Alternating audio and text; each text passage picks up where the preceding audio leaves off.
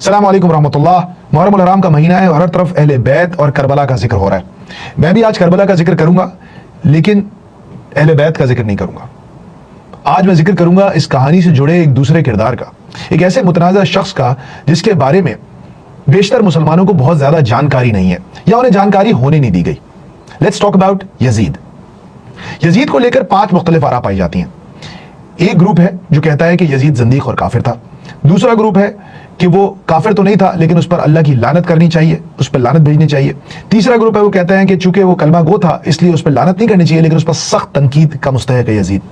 एक चौथा ग्रुप है जो कहता है कि भाई देखें, जो भी था, जो होना था हो गया, हमें इस मामले में खामोशी रखना बेहतर है। और एक पांचवा ग्रोह है जो यजीद को किसी बहुत जलील कदर शख्सियत के तौर पर सामने रखता है। सबसे पहले तो एक बात समझनी पड़ेगी कि यजीद सहाबी नहीं था। यजीद एक सहाबी हजरत अमीर मुआविया रजी अल्लाह तआला अन्हु का बेटा था, तो लिहाजा यजीद के ऊपर उस तरह का कोई प्रिविलेज हासिल नहीं है उसको जो सहाबा कराम को हासिल थी। अब let's talk about the legacy of Yazid. हम यजीद के बारे में इतना कम जानते हैं कि ज्यादातर लोगों को यह भी नहीं पता कि करबला वो वाहिद सानिहा नहीं था जो यजीद के 3 साला दौर में हुआ।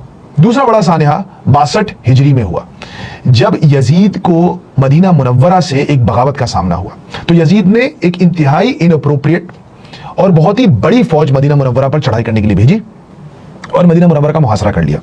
और वहां जिस जर्नैल को उसने भेजा उसको उसने वाज़ेह हिदायत दी।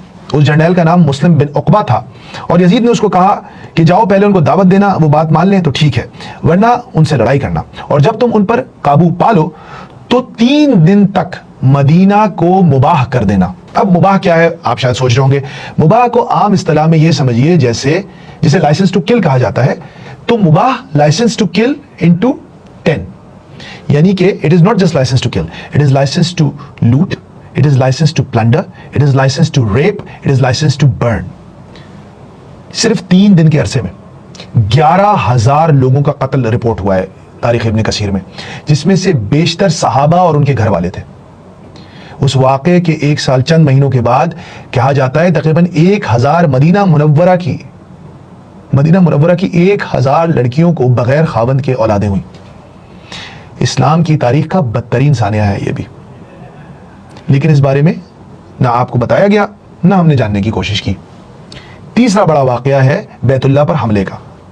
यजीद को हजरत हुसैन अलैहिस्सलाम की तरह हजरत इब्न जुबैर ने भी अपना खलीफा तस्लीम नहीं किया था और उन्होंने मक्का मुकर्रमा में अपनी एक रियासत कायम कर ली थी। अब उस रियासत को कुचलने के लिए भी यजीद ने अब अपनी बादशाहत के 3रे साल वहां पे भी लश्कर भेजा और उसके बाद वहां जो हुआ वो तारीख में महफूज है। मदीना मुनव्वरा की तबाही से कोई सबक सीखे बगैर यजीद ने मक्का मुकर्रमा पर भी उससे बड़ा हमला किया और इतना शदीद हमला किया कि बैतुल्ला शरीफ तक को आग लग गई उसकी तोपों के गोलों से, और मस्जिदुल हराम के अंदर भी तमाम सरगर्मियां मौकूफ हो गई। और ये वाक़या और ये मामला कई हफ्तों तक जारी रहा, हत्ता कि यजीद मर गया और हजरत इब्न जुबैर अपनी जान बचाने में कामयाब हो गए। अब जो यजीद के अपॉलोजिस्ट हैं वो यजीद के हक में कोई 2-3 चीज़ें बयान करते हैं। एक तो ये कि उसको पता नहीं था कि करबला में ये हो गया। दूसरा ये कि वो एक हदीस है कि जिस फौज ने सबसे पहले कुस्तुनतुनिया पर हमला किया उसके सारे लोगों की मगफिरत हो गई। Let's talk about both of these things. Number 1, Yazid को अगर पता नहीं था कि ये हो चुका है, तो जब उसके वो जर्नैल, उसके वो लश्कर हजरत हुसैन का सर लेके उसके दरबार में आए, तो फिर उसने क्यों उनके होंठ मुबारक पर अपनी छड़ी मारी, और क्यों नहीं उसने अपने इब्ने जियाद, शिमर और दूसरे जर्नैलों का सर कलम कर दिया सजा के तौर पे। तारीख में रिकॉर्डेड है उसने कोई एक्शन नहीं लिया है उन तमाम फौजियों के खिलाफ जो कि करबला में हजरत हुसैन को कत्ल के जिम्मेदार थे। तो एक बात तो ये क्लियर हो गई कि अगर वो इतना नाखुश था और उसकी मर्जी के बगैर हुआ था तो उसको कोई एक्शन लेना चाहिए था, जो कि उसने नहीं लिया। दूसरी अहम बात, क्या यजीद उस हदीस की कवरेज में आता है जिसके बारे में कहा जाता है कि वो पहली फौज जिसने कैसर के शहर पर हमला किया उसके तमाम लोगों की मगफिरत हो गई। तो इसको लेकर भी 2 बातें नोट कर लीजिए। पहली तो ये कि बहुत सारे मौर्रिखीन और मुहद्दिसीन की राय में वो शहर इस्तांबुल है ही नहीं, कॉन्स्टेंटिनोपल वो शहर नहीं है, बल्कि वो शाम का एक शहर है जिसके बारे में हदीस कही गई थी, जिसके बारे में हदीस थी, और यजीद उस पर होने वाले किसी हमले में शामिल नहीं था। लेकिन चले अगर मान भी लेते कि इस हदीस से मुराद इस्तांबुल है, तब भी ये बात वाज़ेह है कि यजीद इस्तांबुल पर हमला आवर होने वाले पहले مسلمانوں کے لشکر میں شامل نہیں تھا. پہلا مسلمانوں کا لشکر حضرت عبد الرحمن ابن خالد بن ولید کی سربراہی میں وہاں گیا جس میں یزید شامل نہیں تھا.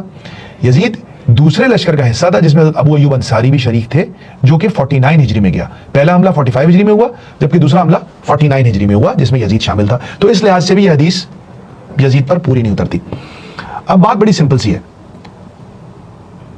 اگر آپ چاہتے ہیں کہ مسلمانوں میں اتفاق ہو, بھائی چارہ ہو اور ہم سب مل کے رہیں تو ہم لوگوں کو ریکارڈ سٹریٹ کرنا پڑے گا.